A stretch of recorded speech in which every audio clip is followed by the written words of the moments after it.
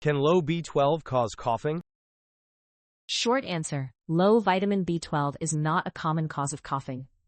Cough usually comes from infections, asthma, allergies, reflux, angiotensin-converting enzyme inhibitor medications, or smoking.